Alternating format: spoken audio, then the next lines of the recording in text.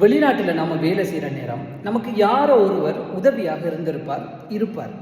ஒன்று நாம் விசிட் விசாவில் வெளிநாட்டுக்கு வந்த நேரம் நமக்கு வேலை எடுத்து தாரத்துக்கு ரெக்கமெண்டேஷன் பண்ணியிருக்கலாம். இல்லை விசிட் விசாவில் இருக்கிற நேரம் அவர் நம்மளுக்கு சாப்பாடு தந்து ரூம் தந்து அவருடைய இருக்க வச்சிருக்கலாம்.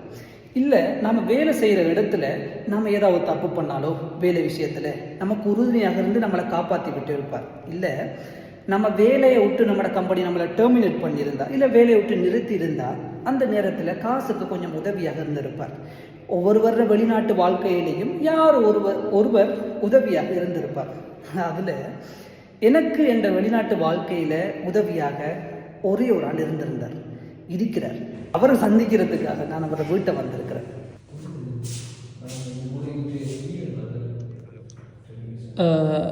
தினேஷ் எங்க ரூம்லையா?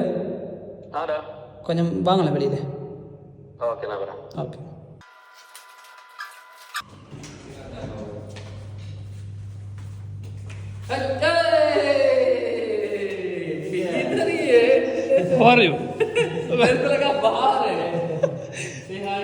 என்னுடைய வெளிநாட்டு வாழ்க்கையில் இவர் எனக்கு எந்த அளவு உறுதியாக இருந்திருந்தார் என்றால், நான் இப்போது வேலை செய்து கொண்டிருக்கும் கம்பெனியில் முதலாக நான் இன்டர்வியூக்கு வந்த நேரம் இன்டர்வியூ செய்தவர்கள் இந்த வேலைக்கு சேர உங்களிடம் கார் இருக்க வேண்டும், உங்களிடம் கார் இருக்கிறதா என்று கேட்டிருந்தார்கள். நானும் ஆமாம், வேலைக்கு வரும்போது என்னிடம் கார் இருக்கும் என்று ஏதோ ஒரு நம்பிக்கையில் சொல்லியிருந்தேன். நான் இன்டர்வியூவில் செலக்ட் ஆகி வேலைக்கு சேரும் நாளும் வந்தது. ஆனால் கார் வாங்க கையில் போதிய அளவு பணம் இருக்கவில்லை அந்த நேரம். அதை இவர் நன்கு அறிந்து கொண்டு எனது காரை நீங்க பயன்படுத்துங்க சொல்லி அவருடைய காரை எனக்கு தந்து அவர் அவருடைய வேலைக்கு துபாய் மெட்ரோ மற்றும் பஸ்களில் போயிருந்தார். ஒன்றல்ல இரண்டல்ல 6 மாதங்கள் நான் சொந்தமாக கார் வாங்கும் வரைக்கும் அவருடைய காரையே பயன்படுத்தி இருந்தேன். இதற்கு அவருடைய மனைவி பிள்ளைகள் எல்லாம் துபாயில் இருக்கின்றனர். இதை விட பெரிய விடயம் என்ன தெரியுமா? கடைசி வரைக்கும் இந்த மனுஷன் தான் செய்த உதவியை எங்கும் சொல்லி காட்டவும் இல்லை.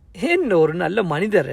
நாம் உதவியை பெற்று அந்த உதவியால் உயர்ந்த பின் உதவி செய்தவரை ஒரு கணமும் மறக்க கூடாது என்ற ஒரே ஒரு காரணத்துக்காகத்தான் நேரம் கிடைக்கும் நேரம் எல்லாம் அவரிடம் சென்று சந்தோஷமாய் கதைத்துவிட்டு நான் திரும்பி வருவதுண்டு. எனக்கு இப்போதும் ஞாபகம் இருக்கிறது. நான் முதலாக வெளிநாட்டுக்கு வர நேரம் டவுன்ல பஸ் ரெடியா இருக்கு ஏர்போர்ட்டுக்கு போறதுக்கு. வீட்டை 2 ரக்காத் நான் தொழுது அல்லாஹ்விடம் துவா கேட்டிருந்தேன். யா அல்லாஹ், இவ்வளவு நாளும் குடும்பமாக உம்மா பாப்பாவுடனே இருந்து நான் வாழ்ந்துட்டேன். நான் வெளிநாட்டுக்கு போறேன் குடும்ப கஷ்டத்தால.